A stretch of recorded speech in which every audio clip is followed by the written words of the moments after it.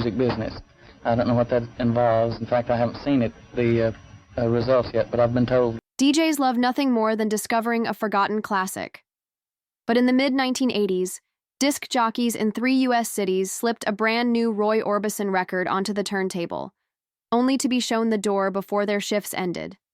One store manager in Dallas stalked the single and found his advertising contracts yanked the same week. The warning was unmistakable.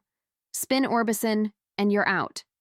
Why would radio risk money and reputation just to keep one man quiet? Tonight, we trace the velvet dark road of Roy Orbison, from Dust Bowl obscurity to global idol, through searing tragedy, an alleged industry blacklist, and a comeback so bright it outshone the forces lined up against him. Stay to the end, because the note he leaves hanging in the air might change how you hear every love song that follows. Dust Bowl beginnings and the birth of an unearthly voice. Roy Kelton Orbison arrived on April 23, 1936, in Vernon, Texas, during the tail end of the Great Depression. His father welded in the oil fields when there was work. His mother sketched roses on scrap paper when there wasn't. They moved from town to town, first Fort Worth for wartime factory jobs, then the wind-blown settlement of Wink. Roy would later call Wink dusty, greasy, and full of nothing I liked. Yet those barren streets carved the loneliness that made his songs glow. Everything changed on his 6th birthday, when his father placed a cheap guitar in his hands. While other kids kicked cans down Main, Roy stayed indoors learning Hank Williams runs and Lefty Frizzle yodels. At 10, a traveling medicine show rolled through town with a talent contest. Roy, skinny, pale, and unsure, sang Mountain Dew and tied a 15-year-old for first. Strangers, not family, applauded. The shy boy understood that music could let him be seen. Polio rumors swept Texas 2 years later, separating Roy from his parents and sending him to his grandmother's farm. Isolation only deepened his introspection. He hated his near-white hair enough to dye it black, convinced there was nothing memorable about him except a voice that felt too mournful for his own bones. Yet that very voice, unforced and trembling, on high notes, drew listeners like a beacon. By 15, he was fronting the Wink Westerners on local radio, dreaming bigger than the dusty water tower he painted each summer to make ends meet. His first band morphed into the Teen Kings, and in 1955, a raw cut of Ooby Dooby caught regional fire. Some credit Johnny Cash for sending the tape to Sun Records. Others say a record store owner rang Sam Phillips and played it over the phone. However it happened, Phillips signed the group, but the pairing was uneasy. Sun wanted another rockabilly shouter. Roy wanted to pour Slow Honey over Heartbreak. To stay on the roster, he climbed onto drive-in theater roofs between movies, gyrating like Elvis to chase applause because he had only one hit. Hope, hard work, and hunger. 3 chords that continued to echo long after the amplifiers cooled. But the shy Texan was about to rewire pop music with a song everyone else rejected, writing his own rules, Only the Lonely and the Ballad. Revolution by 1960, Roy had quit college and burned through his Sun Records contract. He offered a new ballad, Only the Lonely, first to Elvis, then to the Everly Brothers, both passed. Forced to record it himself, Roy and co-writer Joe Melson flipped every formula. Backup singers sat in the foreground, guitars whispered in the back, and those cathedral falsettos shot sky high, fragile yet towering. Men in pop usually sounded cocky. Roy sounded exposed, and audiences loved him for it. The single sailed into the top 5 worldwide, turning Heartbreak into something cinematic. Success finally let him record the songs that crowd no one else had dared attempt. Running Scared, Crying, and later In Dreams. Verses dissolved into wordless bridges, choruses appeared once and vanished. Each track rose like a storm cloud and broke into sunlight with the closing high note. Engineers complained there was nowhere louder to press the needle when Roy leaned into the microphone. He didn't care about volume, he cared about emotion, and emotion doesn't need permission. Offstage, anxiety ruled him. During one tour, he misplaced his clear spectacles and sang in prescription sunglasses instead. The lenses hid trembling eyes, so he kept them. Black Clothes followed, a visual cocoon. On stage, he hardly moved. Like carved marble, Georgia. Harrison joked. But when the arena fell silent enough to catch his opening whisper, everyone belonged to him, yet even marble can crack. Fame was rising, fear was close behind, and the next tour would test which was stronger. Out-singing the Beatles, outrunning. His own doubt, the British press expected Roy to headline comfortably over 4 unknown lads from Liverpool in 1963. Instead, the Beatles exploded, and promoters swapped the billing. Roy didn't protest. He walked out first, sang soft enough to make 8,000 teenagers hush, then rocketed into those impossible peaks. When he finished, chants of Rui Rui thundered until Lennon and McCartney physically blocked him from re-entering.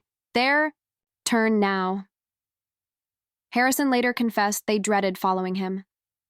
That same year, on a tour bus crawling through the Midlands, Roy jotted a riff while his co-writer Bill Dees tapped a rhythm on the seat. Oh, Pretty Woman blasted out months. Later, dethroned the Beatles from number 1 and sold 7 million copies.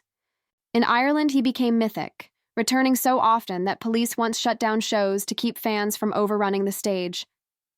His persona, still mourning black hidden eyes, felt supernatural.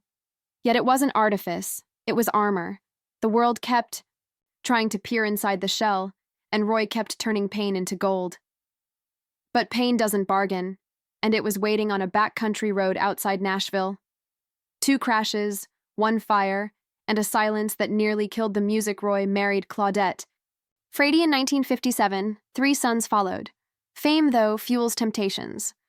While Claudette nursed toddlers in Tennessee, Roy toured Europe and fidelity cracked on both sides. In June 1966, the couple took their motorcycles out for a rare afternoon together.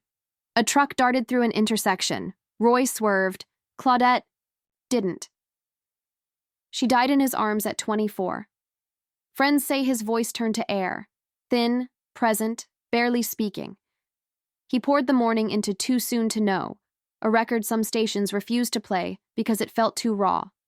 2 years. Later, after a show in Birmingham, staff pulled him aside. His Tennessee home had burned. 10-year-old Roy Duane and 6-year-old Anthony were gone. Only the youngest, Wesley, survived. Investigators believed aerosol spray ignited near a lighter, a child's accidental experiment. Roy flew home to nothing but an ash chimney. He sold the land to neighbor Johnny Cash, who kept a promise never to rebuild and instead planted an orchard, a living memorial visible from the highway even now. After that, the Marble Man withdrew. The MGM deal that looked brilliant on paper demanded 3 albums a year. Quality nosedived. On his 40th birthday, he played a vast arena in Cincinnati to a few hundred scattered seats. In 1977, a Hawaiian vacation ended in triple bypass surgery. 3. Arteries blocked, doctors warning he'd been minutes from death. He lit another cigarette within weeks and booked another tour because he knew no other life. While he battled ghosts, pop radio moved on, replacing torch ballads with shiny synths, and, rumors say, with something more sinister than changing taste. Sophie whispered Blacklist. When a gatekeeper locked the dial-ask veterans of 1980s FM programming, and some will still drop their voices before mentioning the name The Wolf. Industry gossip paints him as a consultant who promised ratings miracles to stations that followed his strict playlists. Orbison, the story goes, refused a handshake under the table promotion back in the pay-for-play 1960s. 2 decades later, when Roy tried to launch his Wild Hearts EP, The Wolf allegedly called program directors with a choice: pull the record or lose national advertisers. 3 DJs in Dallas, Phoenix, and Atlanta spun it anyway, and cleaned out their desks before the week ended. A Dallas-area retailer told a trade paper he received threats of a regional boycott if he carried the EP. No documents ever surfaced. Station managers deny formal pressure. Record label memos vanished when companies merged. What remains are stray trade magazine notes, secondhand memories, and the curious silence that blanketed Roy's singles right until a rogue filmmaker cracked the spell. File it under rumor, but every mystery needs a villain, and the timing of Roy's vanishing act lines up too neatly for some insiders to dismiss. And then a dream sequence in a cult movie reframed that velvet voice as the sound of something dangerous and irresistible. Blue Velvet. Black and White Night, the voice breaks through the static director.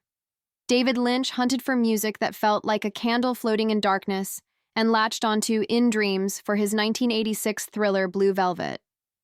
Orbison never approved the license, and the first time he watched Dennis Hopper's unhinged villain lip-sync the lullaby, he stormed out of the theater. Weeks later, he watched again, alone, and started to understand. The song's purity cut deeper precisely because the scene was so twisted. He re-recorded the track with Lynch, and a new generation went searching for the man who could sing nightmares sweetly. Momentum snowballed. On September 30th, 1987, Roy walked into Los Angeles' Coconut Grove Club in a sleek black suit while cameras rolled on what became Black and White Night.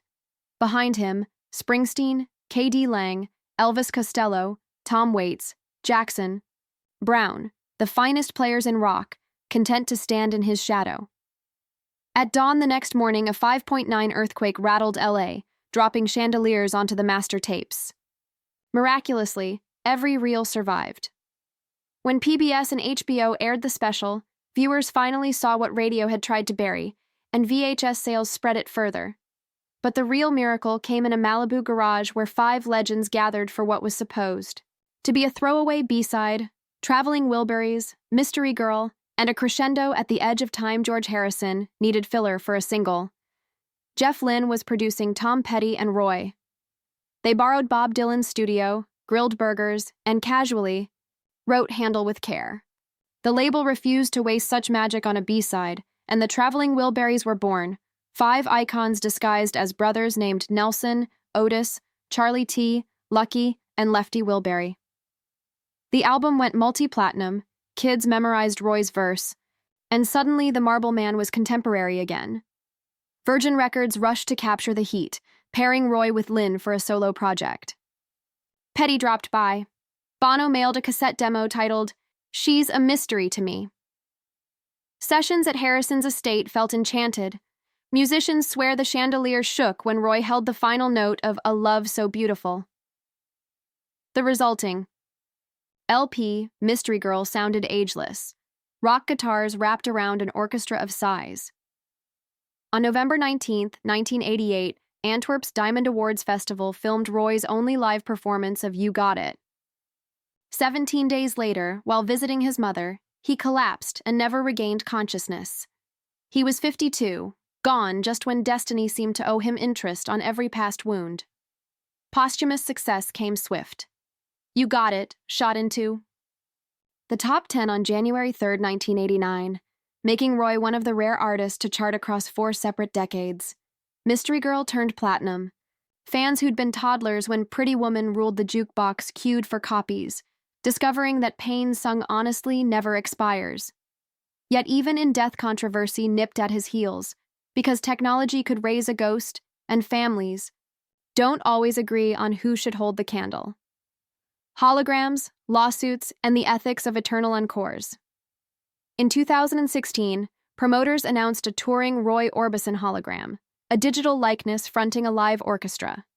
Bloggers asked if the show honored genius or exploited nostalgia. Behind the curtain, Orbison's estate, run by his sons under Roy's Boys, LLC, filed suit against Hologram USA, alleging the company had breached contract and misused trademarks. The case settled quietly. By 2018, audiences in London and Sydney watched the glowing avatar croon, crying. Some wept with gratitude. Others walked out uneasy, wondering whether magic should have an off switch. More recently, AI